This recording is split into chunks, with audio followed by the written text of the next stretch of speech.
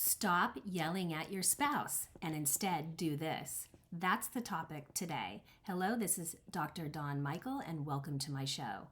For all of you that are new, happy to have you here. And for all of you that are returning to my show, it's great to see you again. I haven't been here in a couple years. So if you like this show, please remember to give me a like, subscribe, and pass it on to friends that it might be helpful for. So here's some important tips. If you are the person who is yelling or screaming at your spouse, this might really help you. First of all, it doesn't always mean that you're necessarily wrong, but your reaction to the situation is not going to resolve the problem. And the most important thing is to actually resolve the problem. It's not about your ego. It's not about your feelings being hurt. It's just not about being right or wrong or feeling like you just have to get into it at that moment. In fact, the best thing that you can do is to take a deep breath and tell your spouse that you need some time to think about the situation. Yes, it's going to be hard at first, but it is such a good tool that will help resolve the issue and not escalate the problem. And that's exactly what you want to do. So you take your deep breath, you turn around and you walk away. Now, if your spouse comes after you, then you turn around and you say, stop.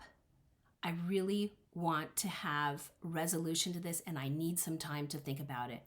And then you turn around, go to your room, go in your car, go for a walk, anything you can do to calm down. That's the most important thing, is to calm the situation down. Once that happens, you can write down on a piece of paper some ways to resolve something. And really, it's not about you per se.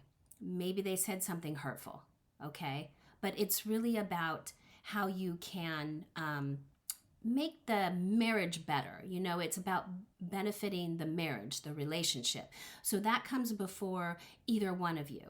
And if your spouse does say hurtful things and you do react to it, this will also make it so that you're not the bad person, because the person who screams and the person who reacts, they're the bully. They're the ones who are always going to end up being wrong, even if perhaps maybe the other person is wrong, or again, they've done something to quote unquote push your buttons. Don't allow your buttons to be pushed. And over time, things will get better. Things will settle down, because a person can't fight with a person that's not fighting back. Just remember that. You cannot have a person fighting with you if you're literally not fighting back or if you're not there. So be the mature person in the relationship and resolve the problem. And again, think of things outside the box. Think of things that maybe are upsetting your spouse. Perhaps they've told you things that you're doing that are upsetting them. A lot of times we discount what our spouse says over and over again, and then it comes back to, oh my gosh, they're saying that again and again. I need to really resolve what the issue is and sit down and talk about that. Because once resentment builds into the relationship, and I have counseled so many people that have had deep resentment, and it's really, really hard to have that loving, wonderful, healthy relationship, and even to have a good sex life when you've got that big resentment in your relationship. And when it becomes so deep and it's there for such a long time, it is really hard to get rid of it. So don't let it get there to begin with. Take your deep breath, chill, turn around, walk away, and write the stuff down, or talk into your phone, whatever it is. And one last thing I have to say for couples: never text each other. Never text when you're upset. That is the worst possible thing you can do, because the person will read it over and over and over again, and it never really goes away. And a lot of times when we're upset, we say things that we don't mean. I mean, in the heat of the moment, when you're passionate, you're upset, your feelings are hurt, you may say something really awful to the person that you love. And once it's out there, it doesn't go away.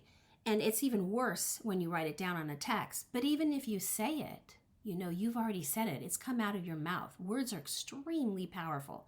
So always, always be aware of what you're saying to someone you love, because in the end, it could destroy your relationship. And many of you have left comments on the video I did many years back about yelling and screaming, and you're trying to work at it. And so I wanted to come up with another video to help you. Please leave your comment and go and try this for a couple of weeks. Give it some time. Don't get discouraged. You're not going to be perfect. Sometimes, it'll get the best of you. But if you try this over time, you will get used to it. All right, you guys, as you know, I believe everyone deserves to have a healthy sex life, and so do you. Make it a great day.